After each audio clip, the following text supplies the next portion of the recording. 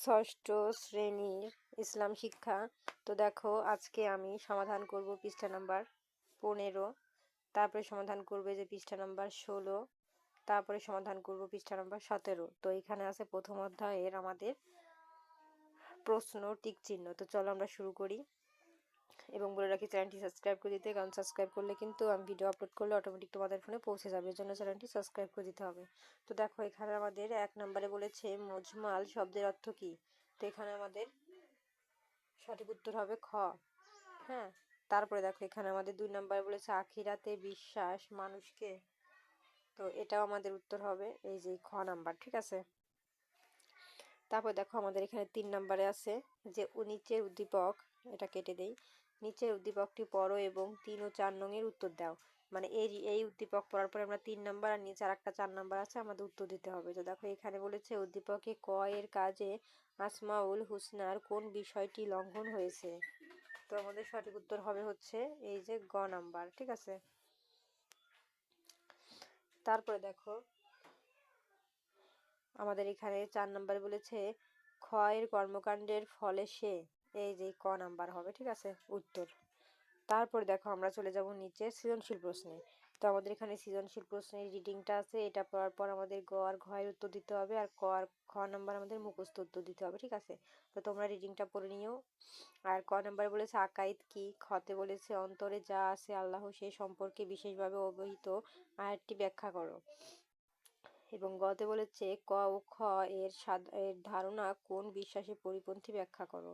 এবং ঘতে বলেছে জনাব গ এর চরিত্রে আসমাউল হুসনার যে গুণটি ফুটে উঠেছে তা নিচে তা চিহ্নিত করে এর তাৎপর্য বিশ্লেষণ করো। তো চলো আমরা এগুলোর উত্তর দেখে নেই। এই যে দেখো আমাদের উত্তর, ক নম্বর উত্তর হবে ইসলামের মৌলিক বিষয়সমূহের প্রতি বিশ্বাসকে আকাইদ বলা হয়।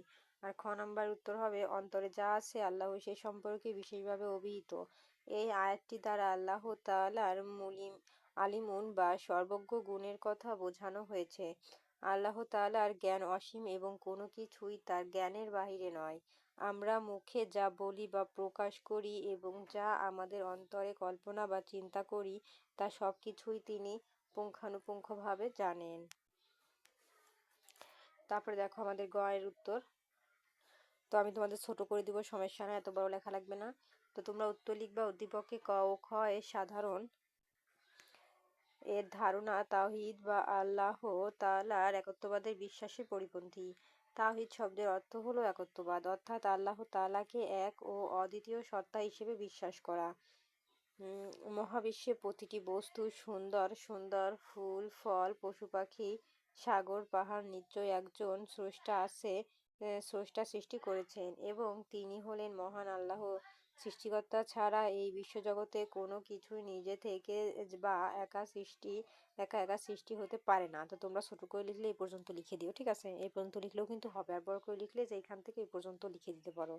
এই যে উদ্দীপকে ক ও খ মনে করে যে সুন্দরবনের প্রকৃতি একা একা সৃষ্টি হয়েছে, যা তাওহীদ বা আল্লাহর সৃজনশীল ক্ষমতার প্রতি অবিশ্বাসের প্রকাশ। ইসলামের মৌলিক বিশ্বাস অনুযায়ী আল্লাহ তাআলা কুন হও বলার সাথে সাথেই সবকিছু সৃষ্টি হয়ে যায়। সুতরাং প্রকৃতি একা একা সৃষ্টি হওয়ার ধারণাটি পেষণ করে তাই ইসলামের মূল ভিত্তি তাওহীদের বিরুদ্ধচারণ করেছে। এখন দেখো ঘ নম্বরের উত্তর লিখবা জনাব গ এর চরিত্রে আসমাউল হুসনার আল কারিমু গুণটি ফুটে উঠেছে। কারিম শব্দের অর্থ হলো দয়াময়, মহানুভব বা উদার। আল্লাহ তাআলার অন্তত মহানুভব এবং তার ক্ষমা ও সহনশীলতা সীমাহীন। তিনি মানুষের অপরাধ ক্ষমা করেন এবং বিনিময় প্রত্যাশা ছাড়াই অকাতরে তার নিয়ামত ও করুণা বিতরণ করেন। তো তোমরা ছোট করে লিখলে এই পর্যন্ত লিখে দিও, আর এতটুকু লেখার থেকে আমি আর একটু দেখাই তাহলে ভালো হবে। তারপর লিখবে উদ্দীপকে দেখা যাক জনাব গ তার কর্মচারীদের সাথে হাসিমুখে কথা বলেন এবং তারা কোনো অপরাধ বা ক্ষতি করলেও গালিগালাজ না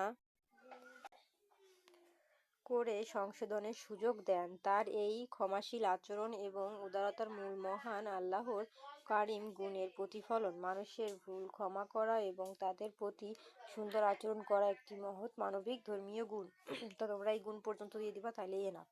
আর এইটুক না, এত বড় করে তোমাদের দেওয়ার দরকার না। যদি কেউ দিতে চাও এত বড় করে, তাহলে সে দিতে পারো, ঠিক আছে। তো দেখো আমাদের কিন্তু 1 নাম্বার সৃজনশীলের উত্তর কমপ্লিট। এখন আমরা চলে যাব 2 নাম্বারে। তো 2 নাম্বার বলেছি।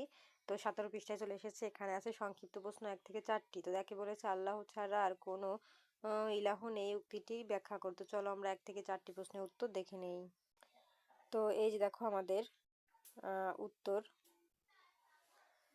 আল্লাহ ছাড়া আর কোনো ইলাহ নেই, উক্তিটি ব্যাখ্যা করো। তো আল্লাহ ছাড়া আর কোনো ইলাহ নেই উক্তিটির মাধ্যমে আল্লাহ তাআলার তাওহীদ বা একত্ববাদের ঘোষণা দেওয়া হয়, যার অর্থ হলো ইবাদত ও উপাসনার যোগ্য একমাত্র সত্তা হলেন মহান আল্লাহ। তিনি ব্যতীত চন্দ্র সূর্য বা অন্য কোনো সৃষ্টি ইবাদতের যোগ্য নয়, এবং তার এই নিরঙ্কুশ ক্ষমতার অন্য কাউকে অংশীদার বা শরীক করা যাবে না।